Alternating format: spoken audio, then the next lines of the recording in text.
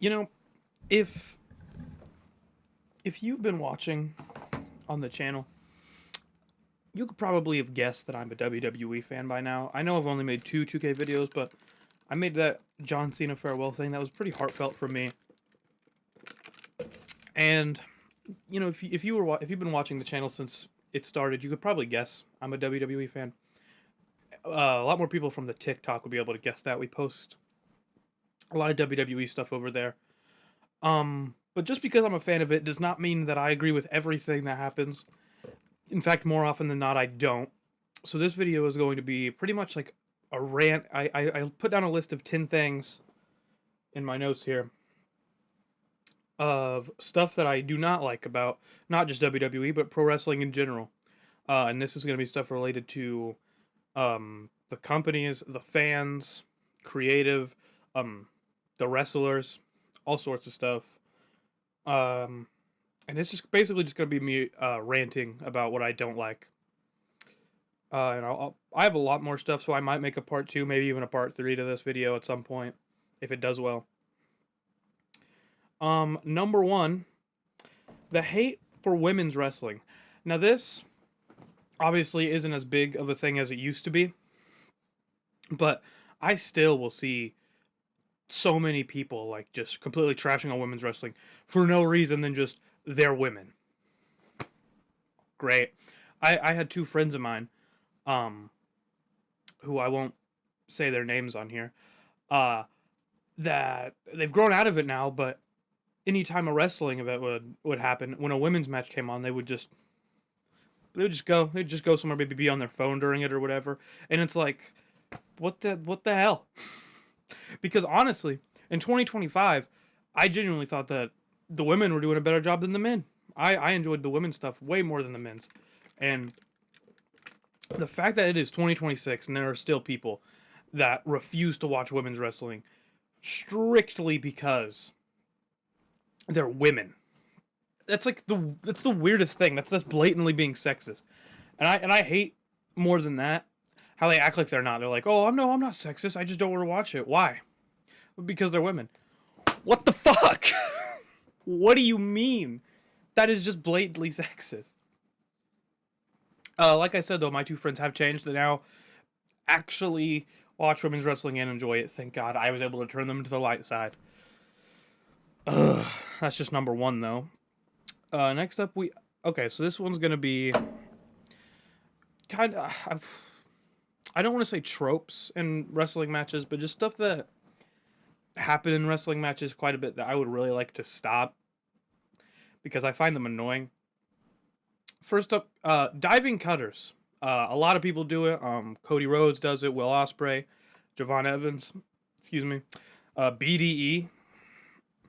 I know I'm missing some, but I just think that they're probably one of in current day wrestling, one of, if not the most like unrealistic move ever. It's you are diving off of the middle or top rope backwards so you cannot see your opponent and catching them with a cutter, and they just have to sit there like this waiting for you to dive so that they can catch you and take a face bump.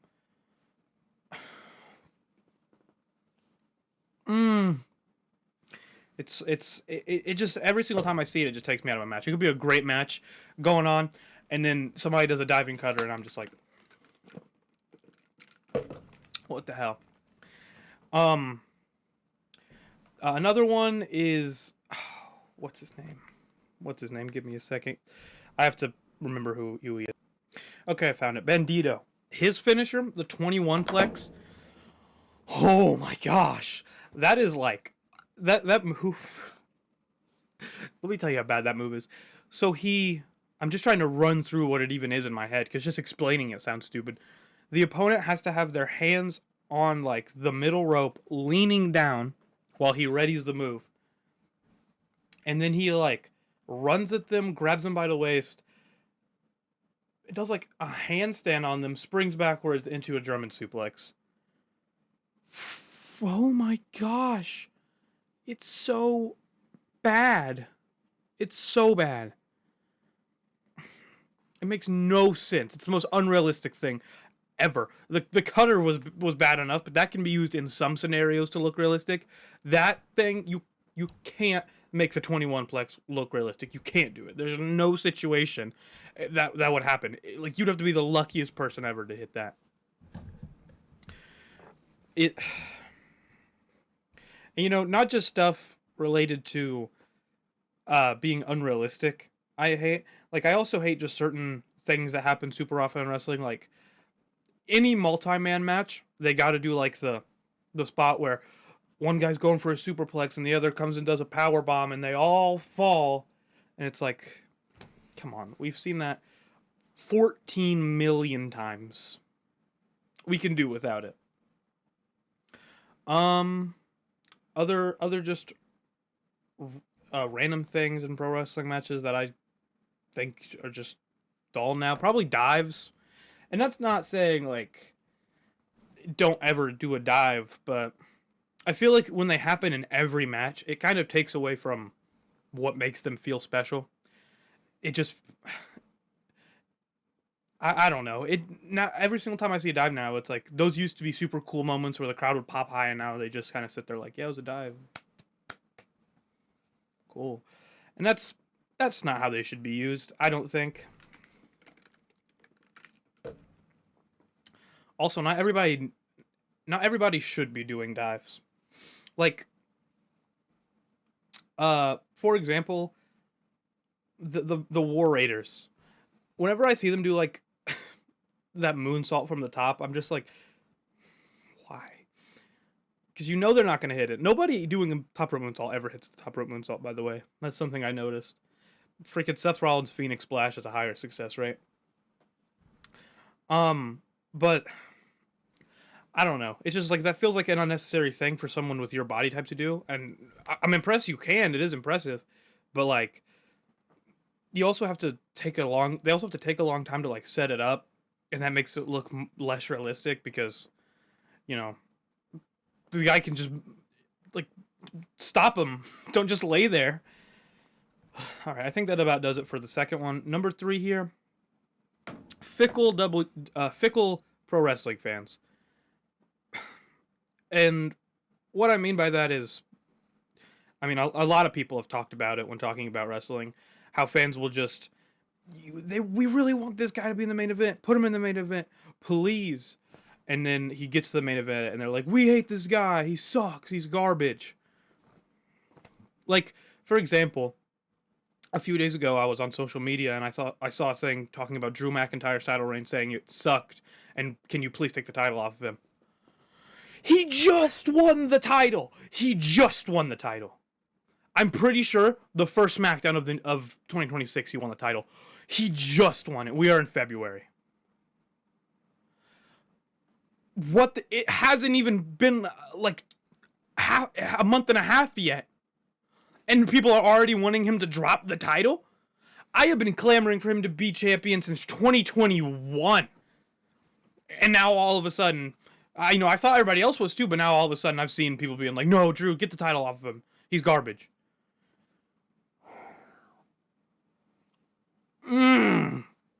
I don't understand some wrestling fans. And you know what happened with, Cody Rhodes, he's kind of in that same ballpark, but not as much. Because I don't think recently when he's been getting booed,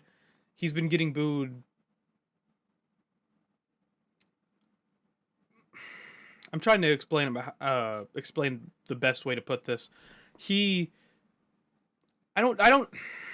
I think it's that people just want to see him turn heel.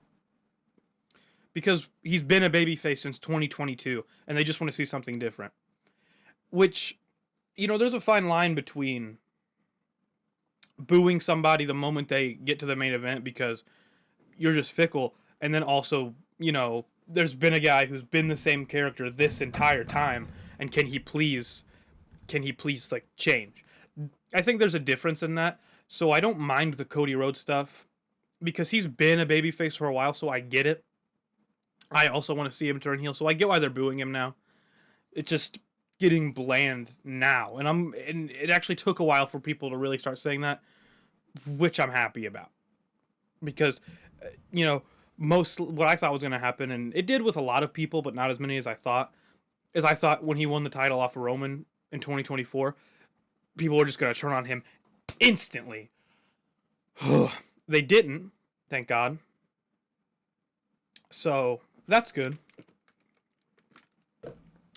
But now they're starting to, which I'm okay with, because now I think it's probably a good time for him to turn heel, finally. But it's still a lot of fickle wrestling fans. Also with Jey Uso, everybody before he won the Royal Rumble was yeeting. They loved him. And, you know, I get why people don't like him. Because, yeah, you know, he doesn't have a lot of moves. And his promos are not the best. But he is over as hell. Or he was. He's not. He's kind of decreasing in popularity now. But he was over as hell. His merch was selling a lot. And then he won the Rumble. And everybody turned on him. They were like, oh, just because of a catchphrase, just because of merch. You were cheering for him 2 weeks ago. Shut up. You were yeeting with him in the entrance 2 weeks ago. Please stop talking. I'm begging you. Yeah, wrestling fans are probably the most fickle people ever. Number 4 here. I have creative. Now I watch way more WWE than anything else, so I don't really want to speak on other things. I do watch other stuff, but just not as much, so I don't feel like I'm in a position where I can talk about that other stuff, so I won't. I'll just talk about WWE for now. And there's a lot going on. Listen, I don't think creative has been completely atrocious. There were a lot of things in 2025 that I really enjoyed.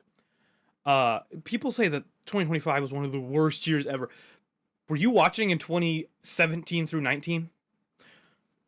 I wasn't watching in this time, but I know how bad it was because I do my freaking research. 2011 and 2010 through 2012, that was bad. That was really bad. I was around for 2017 and 2019, and I know that was bad. Like, that was horrible. That was horrible. I don't know how I kept watching. Probably because I was a child and I didn't know what was good and what was bad. But even still, with me being super young, and you know when you're a kid, you try to like find an excuse to like anything. I still was like struggling near the end there. I actually stopped watching in 2020, but I think that was because fans went away because of COVID, and that was kind of like the straw that broke the camel's back, you know? So, yeah, people say that creative is the worst it's ever been. I don't think so, but I think they have a lot of habits that really need to go away. First of all, relying too much on celebrities, I think is bad. You know, Logan Paul, he's a good wrestler. He's a great wrestler, actually. He is fantastic, but he shouldn't be. I don't think he should be getting the spots he's getting just because he has a lot of subscribers. There are guys with 10 times his talent that get 10 times less screen time than him because he didn't get millions of subscribers. And honestly, Logan Paul isn't even that popular online anymore. At least not positively. He's getting like less views than freaking BDE is. BDE's getting more views than him. And I, you know, he got signed to TNA, but the point is he at least had to work for that. Logan Paul, he's like he is not at all at his peak popularity anymore, and he didn't even have to work to get to WWE. He just showed up there, and by his third match, he got a world title match. Like, what? So yeah, there's that. There is relying too much on celebrities, and then there's also habits of the past few years in WWE since Triple H got signed. It felt repetitive. Like, the way it seems is Royal Rumble to WrestleMania is like the highlight, obviously. That's how it is every year, to be fair. But we got Royal Rumble through WrestleMania, the road to WrestleMania. Mania's great, and then after that is when the repetitiveness that I've started seeing happens. Where they start, usually after Mania, they start building a faction, having them win at every pay-per-view or whatever, dominating and getting more and more members, and they get in feuds with all these different guys. and then the the baby faces, they come together, and there's always two guys who don't get along very well, but they're gonna get along to fight these evil guys. And uh at SummerSlam, it leads to whoever the world champion babyface happens to be, or it leads to the biggest babyface on the team versus the biggest heel on the heel team in main event at SummerSlam. And then after that, they keep building where they keep interfering with a bunch of matches, and we get 27 of the same match on all different pay-per-views, all different weekly shows, and it eventually ends at War Games in a 5v5. Babyface team wins, and then after that, we restart the road to the Royal Rumble, and it all restarts. So, Road to WrestleMania, build a faction, build two factions. The two biggest guys of the factions face off in the main event of SummerSlam. Continue the feud with a bunch of the same matches happening every single week. Survivor Series, babyfaces win, rinse and repeat. And it's like, that's not bad, but when you see it 5 years in a row, it gets a little annoying. It's getting pretty repetitive. First we had it with the Bloodline, and then we had it with the Judgment Day, and then we had the OG Bloodline versus the new Bloodline, Solo's Bloodline, and then in 2025 we had the Vision. We're building these factions that, are made to look so dominant and tough. And then after Survivor Series, when they lose, they just fade into obscurity. Luckily, that didn't happen for the Vision this year, but every other year it has. I mean, Solo's Bloodline is basically a comedy act now. The Judgment Day kicked out the two best members on it, Damian Priest and Rhea Ripley, and replaced them with Liv Morgan, Roxanne Perez, and Raquel Rodriguez, who I love. They're all great wrestlers, but it's a pretty big downgrade. And it's been a while since the Judgment Day was actually feared. I don't know. They build up these factions, then after Survivor Series, the factions just kind of fizzle out. And nobody cares about them anymore. And then they build the next faction. And I don't know. It's just getting boring because I know what's going to happen each year, and at least it was a little different this year with the whole betrayal on Seth Rollins after he got injured, and then the heel faction actually won at War Games. So there was some stuff that was different this year, thankfully, but not enough to get me fully interested. Number 5, yeah, this one was, you probably expected this one. Number 5. Ticket prices, merch prices, just prices in general. This shit is getting so expensive. It's crazy. First of all, you have Raw on Netflix, SmackDown on, I think, USA. Is it USA Network? Pay-per-views, or PLEs, sorry, on ESPN, NXT. Where is NXT? Wherever NXT is, it's a whole different thing. And Saturday night's main event is still on Peacock. That's 5 shows. That's 5 different networks I have to watch for WWE specific, just WWE. That's not even taking into account AEW, TNA, all these other things that I want to watch. I already have to pay for 5 different networks to watch everything WWE related. What? Are you kidding me? It is so bad. But that's not even close to as bad as freaking actual ticket prices to the shows. Give me 1 second. Hang on. Okay. I just got on a tickets website for a Monday Night Raw in Indianapolis, March 2nd. Indianapolis is really close to where me and Carson live, so we might go to this, maybe, if we can stream together enough money in the next month. We might go. I'll record some stuff for the channel if we do. It'll be fun. But I just wanted to show you guys this. The cheapest tickets right now. Balcony 209, row 22. $129 for a ticket. Not kidding. See if I can focus. It doesn't look like it wants to.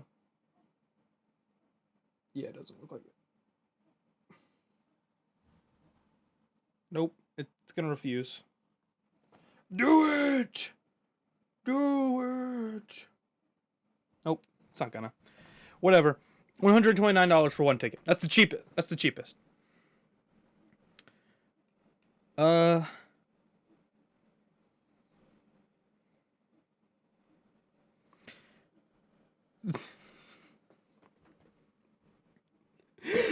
is hilarious. There's no way. Are you kidding me?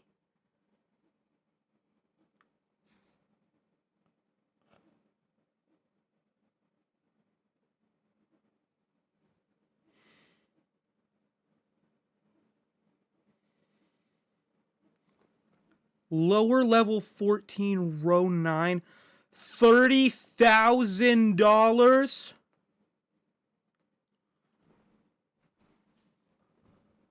What? What? I don't think you guys heard me correctly.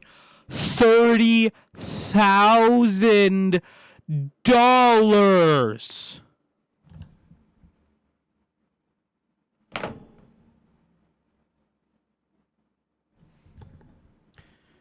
What the fuck?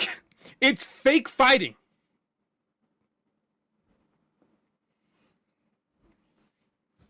That's not even... I haven't even talked about merch prices. A fucking WWE replica belt's $500. A t-shirt's like fucking $40 for a shitty logo because they stopped giving a fuck about about the designs or what the shirt's made of.